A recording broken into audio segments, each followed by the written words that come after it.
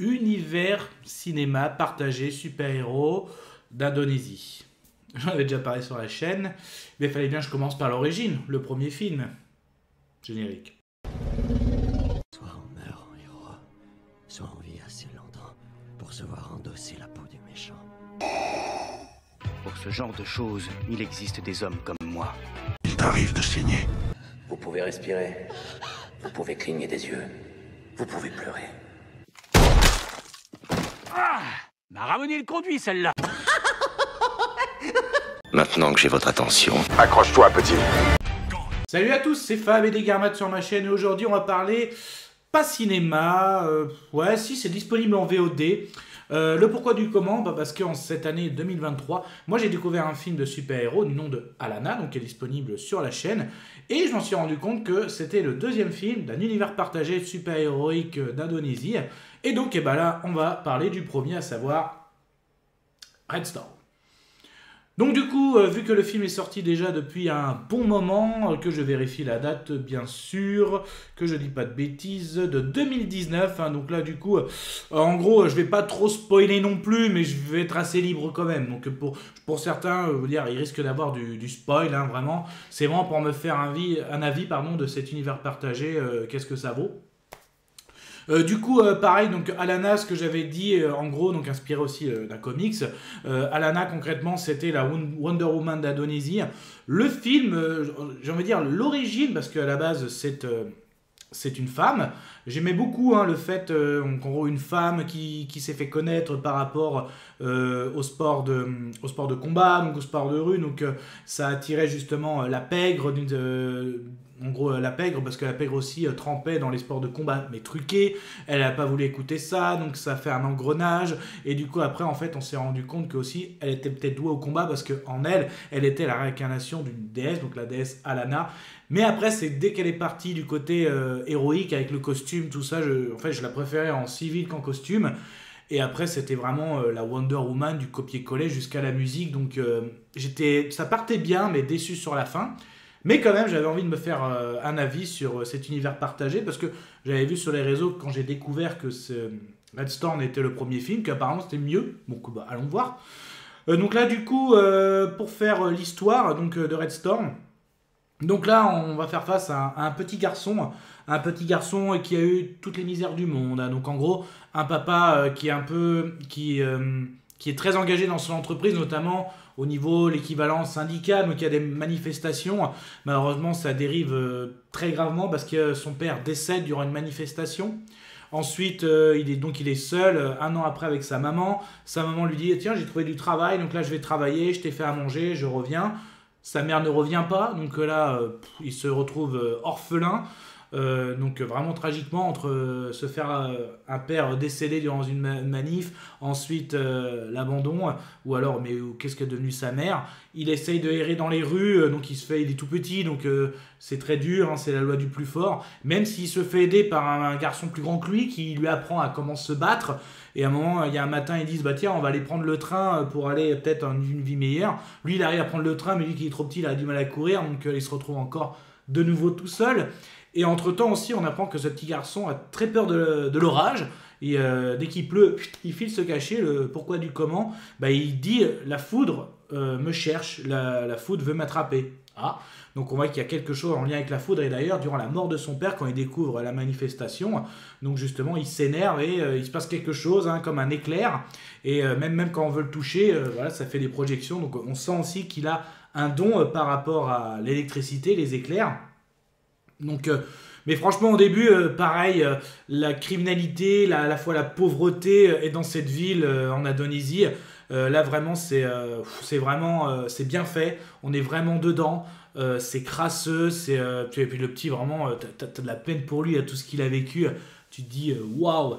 Donc après, il grandit, il devient adulte. Donc il veut toujours aider son prochain avec tout ce qu'il a vécu. Et puis là, justement, d'un autre côté, on a l'antagoniste, hein, qu'on appelle le prêcheur, hein, donc lui, pareil, considéré pour un dieu dans certaines personnes. Et là, il a un plan machiavélique. Il veut en fait de faire toute une génération d'enfants qui n'ont pas de scrupules, les enfants du mal. Comment? Parce qu'il a réussi à créer un sérum qui va injecter dans des réserves de riz, qui est en gros l'aliment numéro 1 dans le pays. Donc dans les sacs de riz par le biais de sa bande, hein, il y a des injections, il va propager ça. Et justement, les scientifiques du gouvernement découvrent ça, mais en gros, ils disent que, vu que toutes les mamans qui ont ingéré ce riz et qui sont enceintes, donc le sérum a été transmis du placenta et puis au fœtus, et la prochaine génération à naître vont être en gros des gens sans scrupules, des vilains, des méchants, quoi. Donc c'est vrai que c'est un peu tiré par les cheveux, mais c'est le scénario, voilà, je vous le dis. Donc en fait, d'un côté, voilà, on a quelque chose qui monte et quelqu'un d'autre, notre héros qui se révèle petit à petit. Donc ça a mis le temps, hein, donc depuis l'enfance, là, il grandit. Pareil, il veut toujours aider les personnes, donc il se fait une petite bande d'amis. Pareil, donc il y a des scènes de combat, donc il est doué, parce que je rappelle, quand il était jeune, un garçon l'avait appris à se battre, donc là, avec les années, il a continué à s'entraîner. Pareil, par contre, les chorégraphies, c'est pas trop ça, hein. Voilà, c'est vraiment, vas-y, à toi, attention, hop, à toi, hop, ah oui, c'est vrai que t'es derrière moi, hop, voilà, c'est vraiment pas bon du tout, quoi. Les chorés, non, franchement, là, c'est... Non. Par contre, là, contrairement à Alana, là, j'ai préféré la partie super-héroïque. Donc là, quand il endosse le costume, donc là, justement, il veut construire son costume parce que ça y est, il se rend compte que les éclairs, voilà, ça va être une force pour lui. Donc là, il va s'en servir, justement. Et de toute façon, il n'a pas eu le choix parce qu'il a une révélation. Quand je disais que les chorégraphies de combat étaient pas ouf, à un moment, il y a une scène un peu à la Jackie Chan, pour moi, en référence. C'est qu'il y a une foule qui s'attaque à lui parce que, à force de faire le bon samaritain, en gros, de se bagarrer avec des malfrats, ça attire toute une bande. Tu sais, en gros, les scènes de Jackie Chan dans le Bronx, quoi, il essaye de s'échapper. À chaque fois, partout, il y a du monde. Mais ça n'a rien à voir, c'est avec Jackie Chan, vraiment. Jackie Chan, voilà, la preuve, c'est une référence, si j'y pense. Là, ça n'a pas le même impact. Et d'ailleurs, justement, en haut d'un immeuble, il se fait avoir et il se fait même jeter en haut d'un immeuble. On pense qu'il est mort, mais là, justement, il pleut, la foudre arrive et là, il peut pas y échapper parce qu'à chaque fois, vous savez, il se barrait dès qu'il entendait la foudre. Un éclair le frappe et là, justement, là, il sent que c'est une révélation. La foudre n'est pas un ennemi. Quand il était petit, il était dans la peur.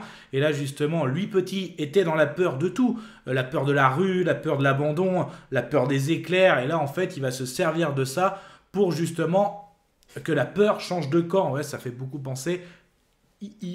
Donc c'est un petit peu ça, en plus le costume avec les oreilles, mais lui c'est pour attirer la foudre, mais c'est vraiment un petit peu ça, hein. Donc je pense qu'il y a des airs de Batman, hein, donc comme Alana, des airs plus que des airs de Wonder Woman, donc vous comprenez bien qu'est-ce qui se trame un petit peu dans cet univers partagé de super-héros en Indonésie. Et puis du coup, voilà, va forcément avoir un duel, hein, entre notre antagoniste et notre héros. C'est pas ouf non plus le final, vraiment pas ouf. Mais quand même, l'aspect les chorés avec le costume, ça passe mieux. Et même à la fin, où vraiment, il a le costume, il est dedans. Même quand on voit des petites images en un immeuble, la vengeance, ça devient pas mal. Ça, c'est clair.